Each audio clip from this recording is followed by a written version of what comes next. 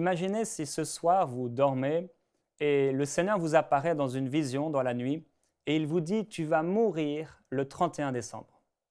Vous vous réveillez le matin et vous êtes un peu paniqué, vous vous dites peut-être peut-être c'était simplement un rêve, mais le lendemain soir, vous vous endormez et le Seigneur vous apparaît dans une vision et il vous dit « tu vas mourir le 31 décembre ». Et pendant 7 jours, le Seigneur, chaque nuit, vous dit que vous allez mourir le 31 décembre. J'aimerais vous poser la question, que feriez-vous jusqu'au 31 décembre? Si vous étiez convaincu que c'est Dieu qui vous a parlé et qu'il allait vous reprendre le 31 décembre, que feriez-vous jusqu'à cette date? La Bible nous dit dans Éphésiens au chapitre 5 et au verset 8, « Autrefois vous étiez ténèbres, et maintenant vous êtes lumière dans le Seigneur. Marchez comme des enfants de lumière. » Au verset 14, il dit « Réveille-toi, toi qui dors, relève-toi d'entre les morts, et Christ t'éclairera. Prenez donc garde afin de vous conduire avec circonspection ou encore avec sagesse, non comme des insensés, mais comme des sages. Rachetez le temps, car les jours sont mauvais. C'est pourquoi ne soyez pas inconsidérés, mais comprenez quelle est la volonté du Seigneur. Ne vous enivrez pas de vin, mais soyez remplis de l'Esprit. » Et ça, c'est la parfaite volonté de Dieu pour nous. Dieu veut que nous soyons réveillés et Dieu veut que nous puissions vraiment comprendre et discerner quelle est sa volonté. Est-ce que la vie sur cette terre, c'est une question de se marier, de faire des études, d'avoir un travail, une maison, une voiture et des enfants et de jouir de la vie? Mais toutes ces choses-là, ce sont les païens qui les recherchent. Et la Bible nous montre dans l'histoire de Noé, dans Genèse au chapitre 6, on peut voir au verset 5, « L'Éternel vit que la méchanceté des hommes était grande sur la terre et que toutes les pensées de leur cœur se portaient chaque jour uniquement vers le mal. L'Éternel se repentit d'avoir fait l'homme sur la terre et il fut affligé en son cœur. » Et au verset 8, il est écrit « Mais Noé trouva grâce aux yeux de l'Éternel. Noé était un homme juste et intègre dans son temps. Noé marchait avec Dieu. Et toute la terre était corrompue et était pleine de violence. » C'est exactement le temps dans lequel nous vivons. La terre aujourd'hui est remplie de violence, la terre est remplie de personnes, d'un nombre incalculable de gens qui vivent seulement pour eux-mêmes et pour profiter de la vie et de tout ce que la vie peut leur offrir.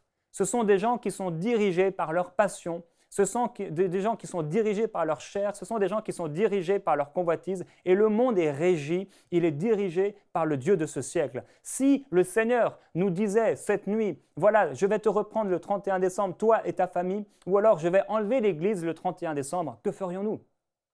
Que ferions-nous s'il nous restait seulement quelques mois à vivre?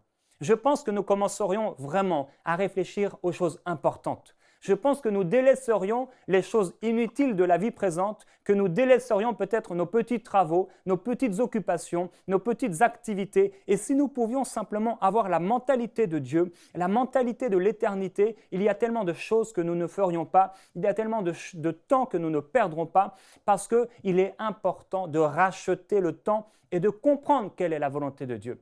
Alors ma question pour vous, c'est est-ce que vous êtes en train de faire et d'accomplir la parfaite volonté de Dieu pour votre vie? Ou est-ce que vous êtes en train d'être pris avec tellement de choses dans votre tête, des prières inutiles et des désirs inutiles qui ne sont pas dans le cœur de Dieu? Quelle est aujourd'hui votre prière? Et quel est aujourd'hui le désir qui anime votre cœur? Noé était entouré d'une génération dont tous les gens avaient pour seul but et seul objectif de répondre aux convoitises de leur chair. Mais Noé, et Dieu a trouvé en Noé un homme juste et intègre qui voulait accomplir la volonté de Dieu. Et Noé a passé des dizaines d'années à construire cette arche. Apparemment, il ne se passait rien. Apparemment, tous étaient contre lui. Personne n'était là pour l'encourager et sa propre famille pensait qu'il était fou. Mais jour après jour, il se consacrait. Et cette arche, c'est bien sûr une image de notre vie de prière. C'est une image de notre consécration. Même peut-être notre propre famille nous trouvera fous le temps que nous passons avec Dieu. Et bien sûr, nous ne devons pas délaisser notre famille. Non, nous devons aimer notre épouse comme le Seigneur aime l'Église et nous devons aimer nos enfants comme le Seigneur nous a aimés. Mais peut-être notre famille nous trouvera fous, la façon dont nous aimons le Seigneur, la façon dont nous nous consacrons. Mais nous devons racheter le temps. Tu dois être un Noé, je dois être un Noé conscient, avec une révélation de Dieu que nous sommes dans un temps très particulier où Dieu recherche des adorateurs, où Dieu recherche des gens qui veulent accomplir de tout leur cœur sa volonté. C'est ce que Dieu veut trouver en vous. C'est ce que Dieu veut trouver en moi. Dieu veut trouver en nous des gens justes, oui, et nous le sommes en Christ, des gens qui marchent dans l'intégrité, mais aussi des gens qui sont prêts à accomplir sa volonté. Noé a construit cette arche et c'était une image de sa recherche de la présence de Dieu. C'était une image de la volonté de Dieu pour sa vie. Et avec son arche, il a construit une arche qui allait sauver sa famille. Et il est devenu prédicateur de la justice. Il avait une vision pour sa famille, il avait une vision pour le monde. Et n'importe qui aurait voulu se joindre à l'arche, s'il avait eu soif de Dieu, il aurait pu se joindre à l'arche. Noé a sauvé sa famille. Et est-ce que vous êtes en train de sauver votre famille? Est-ce que vous êtes en train d'enfanter des gens dans la prière? Est-ce que vous êtes en train d'accomplir la volonté de Dieu pour votre vie? Il y a cet exemple que Jésus nous a donné de cet homme qui est là et qui va voir si l'arbre porte du fruit. Et le Père, il veut chercher du fruit. Il veut trouver du fruit. Mais l'arbre ne porte pas de fruits. Et le fils dit, « Oh Seigneur, je m'occuperai encore de cet arbre. Je mettrai autour de lui tout ce qu'il faut. Je mettrai de l'engrais et tout ce qu'il faut pour qu'il porte du fruit demain. » Et alors le père dit, « Ok, nous allons encore essayer 1 an de plus. Qu'as-tu fait cette dernière année pour le royaume de Dieu ?